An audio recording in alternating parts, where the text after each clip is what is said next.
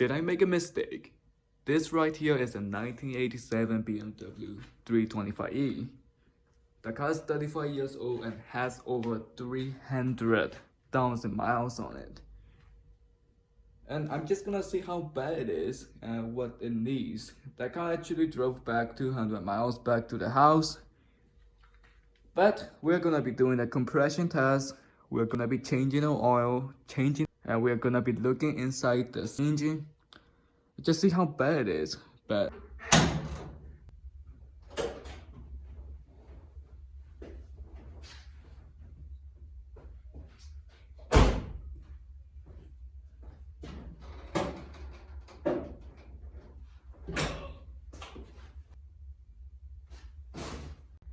anyway, this is the M20P27 because this is a 325e. Why don't we start with something simple like oil change? So, alright, now we are underneath the car. There's gonna be a 17mm drain plug that you're gonna have to remove.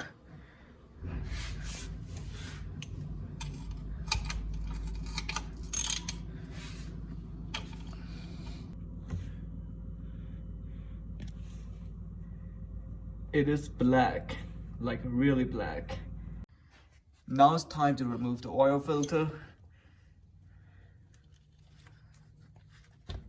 Ooh, okay. You know the thing that surprised me about this car is the suspension is actually in a good shape. I mean some of the bushings are a little bit old, but it's not ripped. If you can see the control arm bushing right here, these are always horrible in most of these cars. But this one is actually pretty solid. See, there's no rips or anything. Yeah, this car is definitely taken care of. When we drove it back to the house from where it's parked, about 200 miles away, it actually drove pretty tight.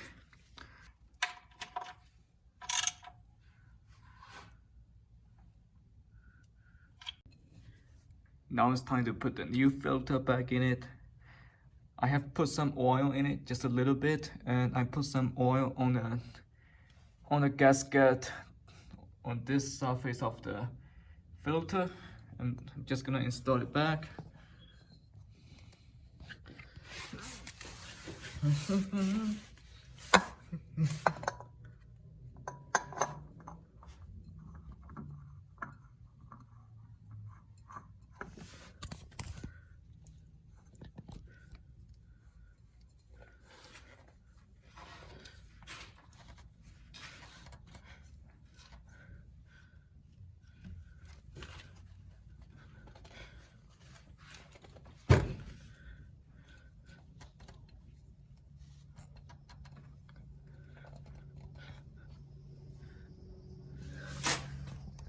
Now it's time to put the car back on the floor.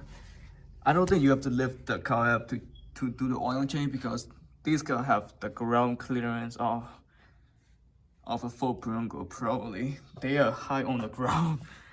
But yeah, I just did it because I wanted to check the bushings. And they're surprisingly good. The steering rack is not bad. It's pretty dry here. The power steering works perfect in this car.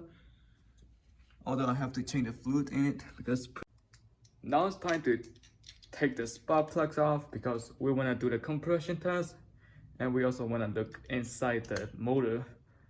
So that's what I will be using. This is it's a 1316 spark plug socket, and I recommend you to get this kind of extensions. This is a locking extension. It's pretty good for this kind of stuff because after you locked it, it's like you can't take it off. See? So the socket is not gonna be in the spark plug hole. It's not gonna be stuck there. You know what I'm trying to say? Yeah.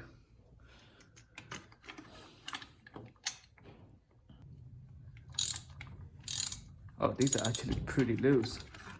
Not good.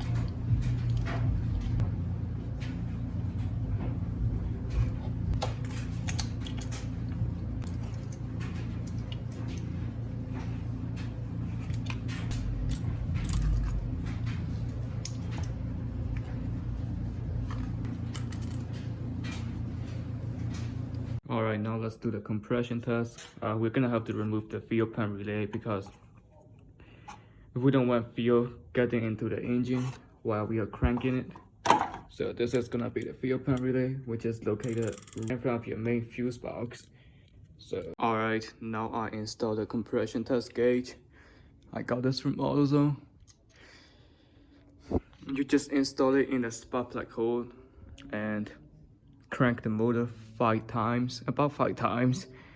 And if your compression, what we are looking for right here is we are looking for consistent compression numbers. We're not looking for any specific numbers, but I'm guessing around 120 should be fine. But if all of your engine cylinders are between 4 to 5%, your motor is healthy. Compression test isn't the best way to measure the engine health because it only tells you about the compression.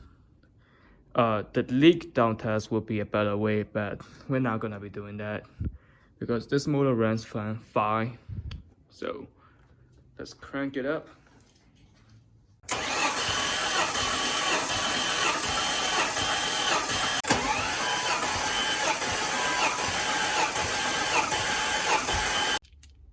Alright, now it's time to reinstall the new spark plugs back in it.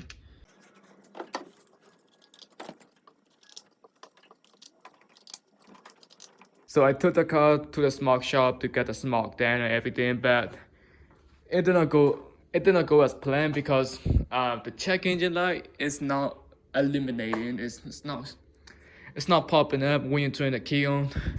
So I got to fix that to get the car to Smog, and I'm working on it right now. The problem is, I know this cluster was rebuilt at one point. However, they did not really do a good job at it. On the side, which I believe is this is one of those bulbs that eliminate the check engine light, and it wasn't even there. It was just like this. So I don't have the part, but I'm gonna switch this bulb to here, so the check engine light works, and I can go back to the Smog shop and get it done.